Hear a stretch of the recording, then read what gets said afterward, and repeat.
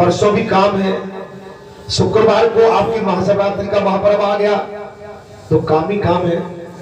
प्रांगण की साफ सफाई भी करना है, थोड़ा सा पताका और सजावट भी भगवान के प्रांगण को करना है, और शुक्रवार को प्रातः काल 5 बजे की आरती पे आना है। सुंदरकांड है, हवन है, हवन भी नहीं होगा। और भगवान शंकर का महाप्रसाद, महाप्रताप, महाभजन, कीर्तन संकीर्तन सब चलेंगे।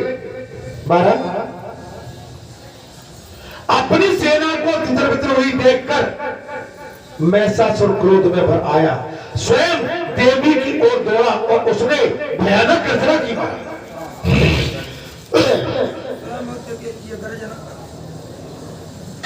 उस देवी ने उस राक्षस की सेना को तितर बितर कर दिया।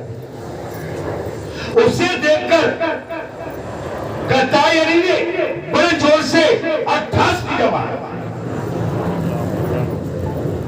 उसे देखकर, दैत्य को देखकर कात्यायनी देवी ने बड़ी जोर से 88 किया। कैसे? हनुमान जी की तरह 88 हनुमान ने भी किया, 88 किया। उस शब्द से तीनों लोग कूद उठे महाराज।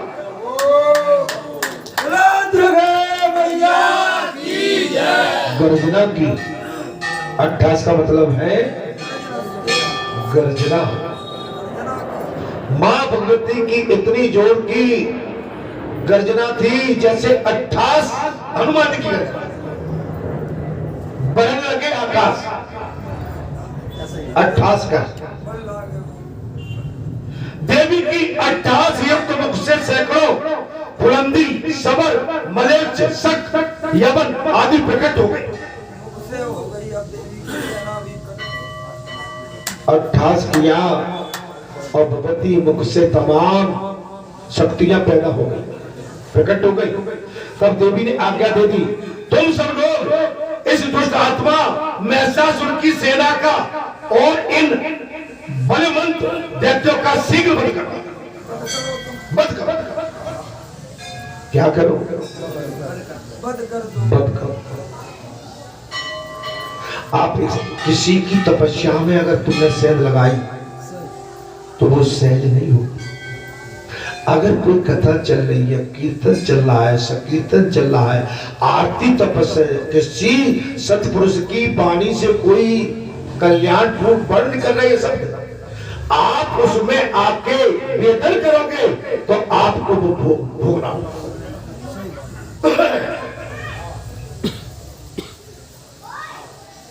शायद आपने पिछले शनिवार को देखा होगा,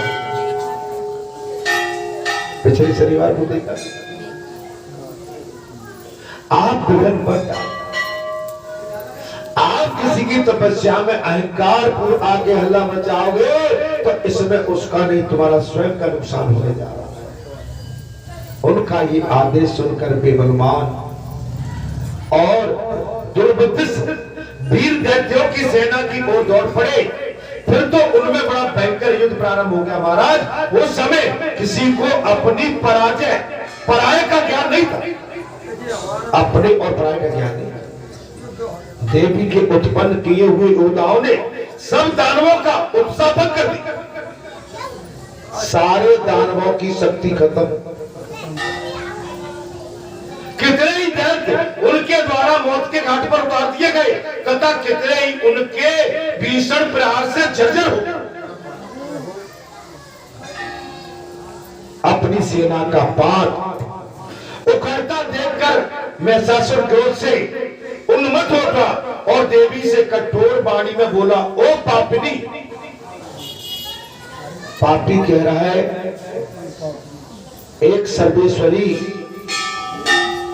मारा तपस्वी, उससे पापनी। अब तक तुझे स्त्री समझकर मैंने युद्ध में नहीं मारा, अब तू मेरा प्रभाव दे।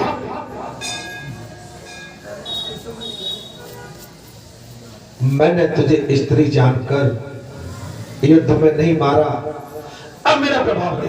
ऐसा कहकर महिषासुर ने सींगों के प्रहार से देवी के ऊपर शिलाखंड फेंके और उन्हें बार बार फट फट बार बार फटकारा, उस दैत्य को अपने पास आया। देखी देवी क्रोध पूर्वक आगे बढ़ी और बड़े वेग से उसकी पीठ पर चढ़ गई।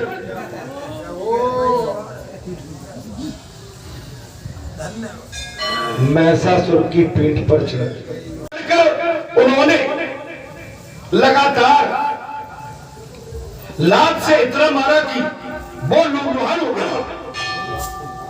अपने पैरों का प्रहार किया, उस दैत्य को इतना मारा कि वो दैत्य लहूलुहान हो और आकाश में उछलकर जोर जोर से चित्कार करने लगा। इसी बीच में देवी की ये ज्योति प्रकट हो गई और सिंह ने आकर तीखे दानों से अग्रभाग से क्रोध पूर्वक उस दैत्य के पिछले अंग को पकड़। शेर आ गया। कौन आ गया? सिंह आ गया। दैत्य के पिछले भाग को बड़ी उसके अंगों को जोर से, फिर तो देवी के पैरों से दबा हुआ वो दानव स्थिर हो गया, एक पग भी हिल डुल नहीं पाया। उसे बेसत्ता की दशा में वो केवल भयंकर चीकार करता रहा, बेबस था। इसी समय इंद्र आदि सब देवता वहां आ पहुंचे और आकाश में स्थित होकर बोले, देवेश्वरी इस तीखी तलवार से शीघ्र ही इसका मस्तक काट। इस तीखी तलवार को ले लो। देवता आ गए, देवी इसके मस्तक को धड़ से अलग काट डालो। देवताओं का ये वचन सुनकर देवी ने महिषासुर की मोटी ग्रीवा पर महाराज खड़ग का प्रहार किया। उस खड़ग के आघात से देवी ग्रीवा के महाराज दैत्य ग्रीवा के दो थर हो गए, दो टुकड़े हो गए। इससे देवताओं को बड़ी प्रसन्नता हो गई। उस समय वो महिषासुर रूप त्याग कर ढाल और तलवार को लिए एक तेजस्वी पुरुष के रूप में प्रकट हो गया और देवी पर खड़ग का प्रहार करना ही चाहता था कि देवी ने उसकी चोटी पकड़ ली और उसके शरीर का नाश करने के लिए तलवार उठाई। ये देखकर दुर्गा देवी की स्तुति करने लगी।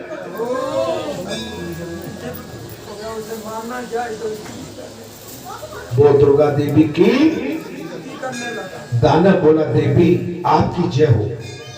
अचिंत्य हे सकते आपकी जय हो। सब देवताओं की स्वामिनी आपकी जय हो। सर्वव्यापिनी हे देवी आपकी जय हो। सर्वजन प्रिय आपकी जय हो। सबका मनोरथ पूर्ण करने वाली देवी आपकी जय हो। हे त्रिभुवन सुंदरी आपकी जय हो। भक्तजनों को आनंद देने वाली मां भगवती आपकी जय हो। दैत्यों का विनाश करने वाली आपकी जय हो। आपकी कहीं से भी भय नहीं। आप किसी से भयभीत नहीं। आप तीनों लोगों की रक्षा के लिए उदत है, अतः मुझ पर कृपा प्रसाद कीजिए। बाणों की रक्षा और दया की भिक्षा दीजिए। मेरे प्राणों की रक्षा कीजिए। मैं आपके चरणों की शरण में आया, अत्यंत दीन एवं विनीत हूं। मुझ पर अनुग्रह कीजिए देवी। मैं हिरण्याक्ष का पुत्र चित्रसम मैं हिरण्याक्ष का पुत्र चित्रसम। मैं ऋषि दुर्वासा ने मुझे साथ देकर वैसा बना दिया था। आज आपने मेरा उद्धार कर दिया। आज ही मेरा वीर धर्म गलत हो गया। मेरा वीर धर्म सुरभेश्वरी, अब मैं आपके चरणों का किंकर होकर मैं करूंगा सब दुष्टों का विनाश करने वाली सर्वव्यापिनी हे देवी आपकी जय हो। महिषासुर की ये दीन वचन सुनकर देवी को दया।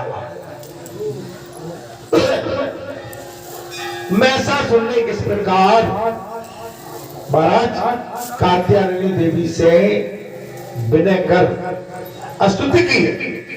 वे आकाश में खड़े हुए देवताओं से बोली, देवगणों अब मैं क्या करूं? देवता बोले, देवेश्वरी यदि इस अधम दानव का वध नहीं करोगी तब ये समस्त चराचर प्राणियों सहित तीनों लोगों का विनाश कर डालेगा। ये दया का पात्र नहीं कर रहा है, ये फिर कोई काम समझ में आ रही है कि नहीं आ रही? सारे देवता बोले ये दया का पात्र नहीं है, ये इस समय भयभीत है, तुम्हारे क्रोध से भयभीत है, ये केवल छलावा कपट कर रहा है।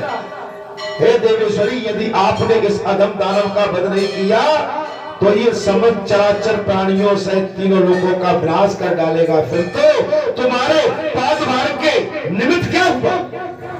देवता बोले हमारा सारा प्रसन्न व्यर्थ हो गया। आप शक्तियों से कहते देवता अगर महाराज तुम ही आप नहीं करोगे तो कौन करेगा? आपका यहाँ बैठना, आपका यहाँ आना, हे महाराज, हे बालाजी सरकार, यदि आप ही नहीं संभालेंगे तो क्या होगा? अभी पिछले दिन शनिवार को पानी गिर रहा था, ठीक है, मैंने एक ही बात कही थी, ओले भी गिर रहे थे, तुम्हारे यहाँ कोई नुकसान हुआ?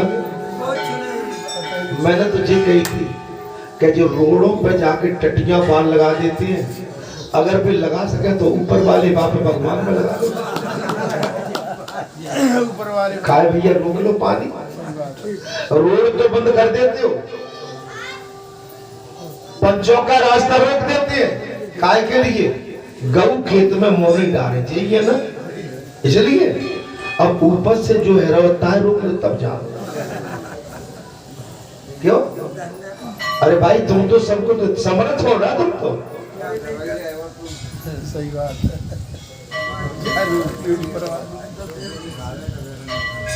अरे तुम एक गाय मुंह मारा आती है, खा गई भाई में तुम्हें पी रह रही है, वो क्यों खा रही है? कि तुमने उनके गौचर टोल लिए, तुमने सरकारी भूमि जो गौचर थी, गौओं के चलने के लिए जमीन थी, वो तुमने अपने खेत में डाल लिया, तो जाएगा। अगर वो खाती होगी तो मैं जानता हूं जितनी भी गऊ है या आपके क्षेत्र में जितने गौचर होंगे, अनाज केवल उतना ही खा पाती है। भाई ये तो अनाचार दुराचार हमने उनके क्षेत्र में अतिक्रमण कर लिया, मैं जाएगा।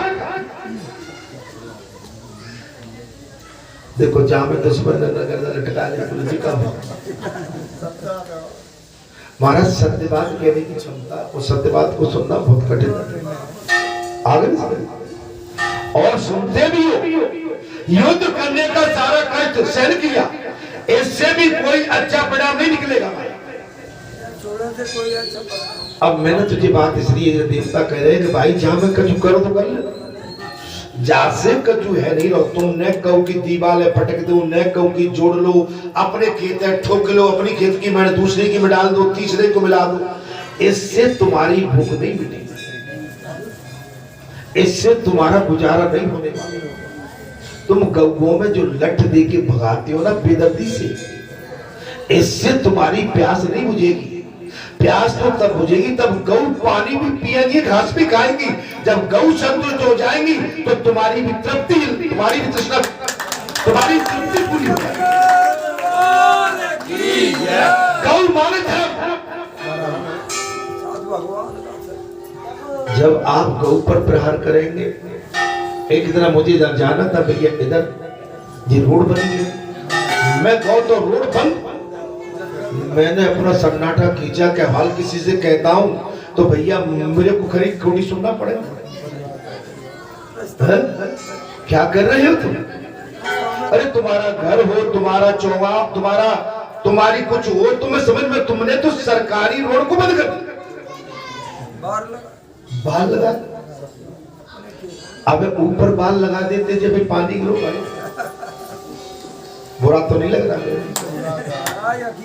महाराज? मैं अच्छा कहता हूं तो कई लोग तो सब समझते और बड़ी पीड़ा होती है। पीड़ा मुझे धर्म का विरोध करने पे हो रही है। भाई चलिए गऊ जाती है, चलिए, लेकिन वहां से कोई मार्ग में माता बहन बेटी को भी जाना है, किसी को घास फूस लेने जाना है, अन्य पुरुष को भी निकालिए, ऐसा तो मत करो। देवी ने कहा, देवताओं न तो मैं इसे मारूंगी और न छोड़ूंगी, सदा इसकी चोटी पकड़कर इसे अपने हाथ में ही रखूं।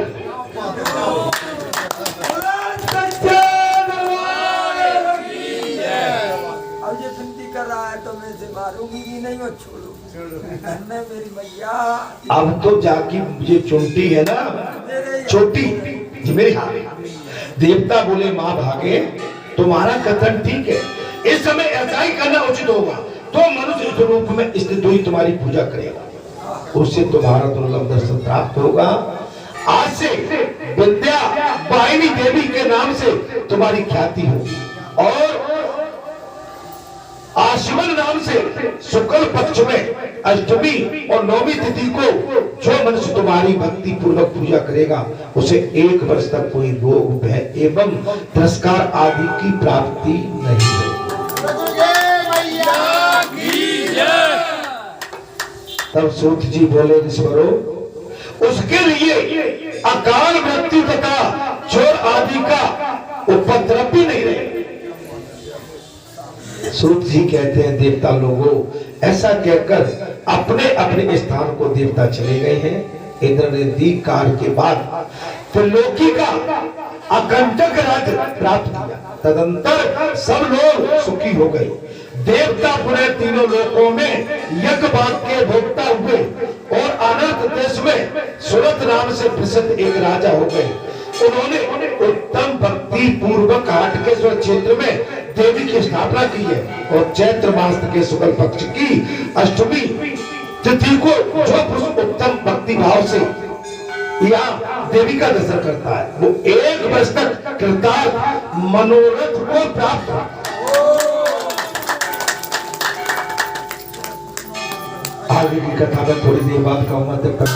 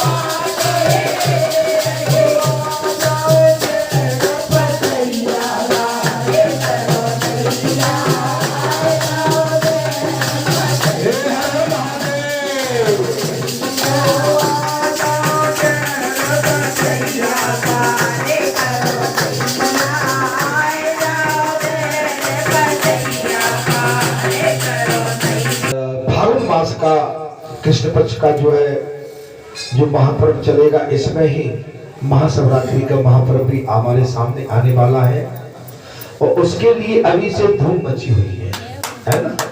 आप देखिए जितने भी शिव देवालय हैं सभी पूजे जा रहे हैं, सजाए जा रहे हैं, और लोगों में बड़ा उत्साह है, भक्तों में बड़ा आनंद है। आनंद क्यों नहीं होगा? जगतपति भगवान शंकर जो है उनका महापर्व हम मनाने को जा रहे हैं। आशीर्वाद आशीर्वाद। अब ये सोचने वाली बात है महाराज, ये कथा इतनी अनंत है कि यहाँ पर माता ने कह दिया, देवताओं चिंता मत करो, मैं इसको मारूंगी भी नहीं और छोड़ूंगी भी नहीं। इसके मुंडन की चुटिया मेरे हाथ में, मैं इसको लटका के। महाराज जब जीव आता इस संसार में तो बड़ा कष्ट पाता है। कब? माता के गर्भ में भी और मृत्यु के समय में। अच्छा, सबसे ज्यादा पीड़ा तो माता के गर्भ में होती है, और माता के गर्भ में जीव माता से भगवान से वादा करता है, बोले प्रभु इस गर्भ से, इस नरक से मुझे मुक्ति दो, मुझे बाहर निकालो, मैं मर रहा हूं। मेरे बाबा इस गर्भ से बाहर अर्जुन ने पूछ लिया भगवान श्री कृष्ण, जब जीव गर्भ में आता है तो वो किस पूर्व के कर्म के कारण आता है? जब जीव गर्भ में आ ही जाता है तो उसमें कौन सा कर्म करता है जो मां के गर्भ में आता है? हे मधुसूदन, मैं प्राणी जन्म से पूर्व गर्भ की पीड़ा और भोग आत्मा है और जन्म लेते समय काफी कष्ट होता है। जन्म लेते समय क्या होता है महाराज? अत्यंत कष्ट होता है। फिर भी उसे रोग कष्ट आदि होते हैं, बुढ़ापा आ जाता है और उसकी मृत्यु हो जाती है। हे प्रभु, कौन से कर्म प्राणी को जन्म मरण से मुक्ति दिलाते हैं? कौन सा कर्म है वो जीवन अर्जुन ने पूछ लिया भगवान से, हे केशव, हे माधव, ऐसे कौन से उपाय हैं महाराज जो जन्म एवं मरण से मुक्ति पाता? तब भगवान ने कहा, हे पार्थ अर्जुन, जो प्राणी संसार में लिप्त रहते हैं वे ही जन्म मरण के बंधन में बंधते हैं। संसार में लिप्त अब इससे आगे मैं क्या कहूं? मेरे बाबा, भगवान ने स्वयं कहा, पार्थ अर्जुन, जो जीव जन्म मरण के बंधन में लिप्त रहते हैं वे ही महाराज इस बंधन में बंधते हैं। ऐसे प्राणी संसार के नश्वर पदार्थों से प्रेम करते हैं और सांसारिक वस्तुओं से प्रीति रखते हैं। ऐसा प्राणी संसार की माया में फंसकर उसकी कामना करता है, लेकिन मेरी भक्ति नहीं पाता। ये संसार की माया प्रबल है। मेरा पुत्र, मेरी पत्नी, मेरी बहू, मेरा बेटा, मेरा घर, मेरा परिवार, मेरा द्वार, मेरी कोठी, मेरा कार, मेरा समाज, मेरा फलाना, मेरा डिमका, मेरा आगे, मेरे पीछे, इसी उधेड़पुर में लगा हुआ मेरी भक्ति। भगवान, ये भगवान का और अर्जुन का संवाद चल रहा है। इसलिए वो बार बार जन्म मरण के चक्कर में घूमता रहता है और दुख भी पाता अर्जुन। इसलिए वो बार बार इस संसार में आता है, जाता है और दुख भी पाता। अर्जुन बोले हे जनार्दन, ये मन मदमस्त हाथी की तरह। अर्जुन बोले, हे जनार्दन, हे भगवान, ये मन मतवाले हाथी की तरह है। और मन क्या है महाराज? मन क्या है महाराज? बोले मन क्रोध, लोभ, मोह और अहंकार रूपी विकारों के बस में है।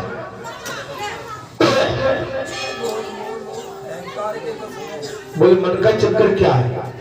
बोले क्रोध, लोभ, मोह, अहंकार। अच्छा, इससे कोई बचा गया तो बता दो। अच्छा, कोई बचाओ तो आज हाथ उठा।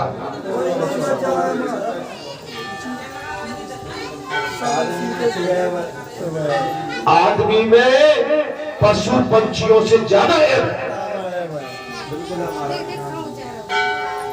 मनुष्य के अंदर पशु पंछी फिर भी मर्यादा में रहते हैं, लेकिन मनुष्य होके अमर्यादित हो जाता है। कुछ समय गलत काम करना, देव देवंत को नहीं पहचानना, पुरखों को नहीं पहचानना, अपनी संस्कृति में आई बेटा ले जब तक बिगड़ मत डालो महाराज। तब भगवान ने कहा, बोले पार्थ, धनंजय, जिस प्रकार मन मस्त हाथी को अंकुश से बस में किया जाता है, ठीक उसी प्रकार मन को अभ्यास रूपी अंकुश से बस में किया जाता है।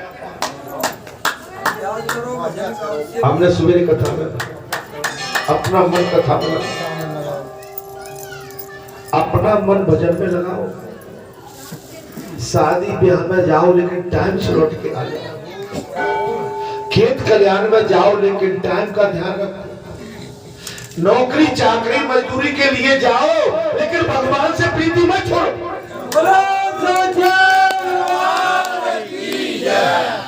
अगर आप देव पुरुष, महापुरुष, सतपुरुष, योग पुरुष की श्रेणी में आ गए, तो अब आपको जे चाट के ठेले, जी हाथ में प्लेट, जी चम्मच लेके टुस, ये शोभा नहीं दे। हमारी माताएं चाट की जितनी दुकानें लगती है शादी में, सब खुद पैसे मांगे काय चीला भगवान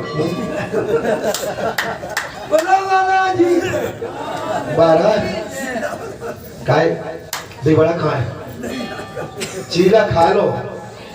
दीदी देखिए, दीदी दे बड़ा वो तो महाराज आदमी नहीं करते यही बात है। दीदी थोड़ा बहुत आजा बाबा का आसन ले रहे। मैं आपको एक बात बता, जब हम यहाँ जुड़े अपनी मर्यादा देख, एक बात बता दे, शादी पे हमें जाओ, वहां कोई नहीं है। शादी पे हमें जिसके जहाँ गए उससे मिले जो, अपन को जो खाना है, मैं कहते हो ना भाई, अब चूंकि सिस्टम ही ऐसा हो गया है, भले ही आपने प्लेट ले ली, लेकिन प्लेट में पूरे व्यंजन रख के चुपचाप नीचे बैठ के आलती पालती मार के बैठ जाओ, टप्पे से खाओ। अब कोई कहेगा भाई, कोई टाई फूट और साई फूट मार जाओगे, कोई कहेगा अच्छा कमार आ गया, तो भैया हम अपनी संस्कृति बचाने के लिए कमार से, हम अपने भारत देश की संस्कृति को बचाने के लिए कमार से। महाराज नहीं, हमारे देव पुरुष, महापुरुष, योग पुरुष विदेशों में जाते हैं तो ऐसे नहीं लपटा मारते, झपटा मारा, वो अपनी उसी माँ में रहते हैं। प्रीत यहाँ की रीत सदा, मैं गीत वहां के गाता हूँ, भारत का रहने वाला हूँ, भारत की बात सुनाता हूँ। जहाँ अपना पराया कोई नहीं महाराज, जहाँ हम सबका सम्मान करते हैं। अरे इंसान की तो बात क्या है, भारत देश में पत्थर को भी पूजा जाता है, जो और कई संस्कृति नहीं है। अब आप करोगे क्या? हम अपनी संस्कृति को, अगर हम इस देश में सपोर्ट करो, हम इस संस्कृति में कहीं चले जाएंगे तो कोई हमें प्लेन से बाहर तो नीचे तो फेंक नहीं देगा। अरे लोग देखेंगे तो सही कि कौन है भाई, धोती कुर्ता में दूध बड़ा भाई, सूट उठ वालों कोई नहीं देखता है, आप धोती कुर्ता वालों को दुनिया देखती है, बढ़िया रंगा भगवान। मैं अमेरिका में था महाराज, तो मैं कुर्ता पजामा पहन के माने एकांत में, और ये जैकेट जो भी पहने एक हाथ और भी हो बैठा है। अंत में जब मैं 2 महीने बाद रहा और 2 महीने के बाद मैं कुछ चलने लगा, तो वहां के पुजारी थे, पुजारी एक दिन खुद आए, वो देखते तो रहते थे मेरी तरफ, जी कौन आता है जो 2-3 घंटे बैठा भी रहता है, 3-4 घंटे में बैठा रहता है, कहाँ मंदिर में। एक दिन खुद चल के आया, बोले आप कहाँ से? इतना जाते इंडियन है, मैंने हम एमपी से है। बोले एमपी से कहाँ से? हमने ग्वालियर से। अच्छा ग्वालियर से, तो बोले महाराज जी आप कहाँ बिलोंग करते हैं? बोले मैं हरिद्वार से, उत्तराखंड से। ठीक है, उन्होंने शुक्ला नाम बताया था, मैंने एक बार फोन भी लगाया था, शुक्ला नाम नहीं, बोले अच्छा लगता है। बोले महाराज जी आप कभी नेक्स्ट अगर आप इंडिया आए तो निश्चित माने पधारे, तो मैं अपना नंबर भी दे के आया था। तो दरअसल में क्या है कि आपकी संस्कृति, आपकी वेशभूषा को माने दुनिया सम्मान कर, हम जरूरी नहीं है कि टाई बाई में। अब आजकल हम क्या कर रहे हैं, आप बुरा मत मानना, हमारी माताएं जो सीधा पल्ला, जो सीधा आंचल डाल के रखती है, उसका अलग, और जो हम कुछ बना लेते हैं, मैं किसी की क्षमा करना, कान पकड़ लो, आप बुरा माने उससे पहले मैं कान पकड़ लूं। ये हमारी संस्कृति नहीं है। हम कितने भी पढ़ लिख जाए, आखिर को है तो भारत देश के, आखिर को है तो हम सनातनी महाराज, है तो सनातन। भक्ति और ज्ञान निरंतर अभ्यास से मिलता है। लगे लगन से निरंतर अभ्यास। भक्ति और ज्ञान अभ्यास। हम 2 दिन बैठ जाए, 1 दिन नहीं आए, अच्छा जी मेरी माँ कहाँ लगातार आती है, आप जैसे संत लगातार आ रहे हैं, आप जैसे भक्त लगातार, तो आपको कुछ अच्छा लगता है तभी तो आएगा।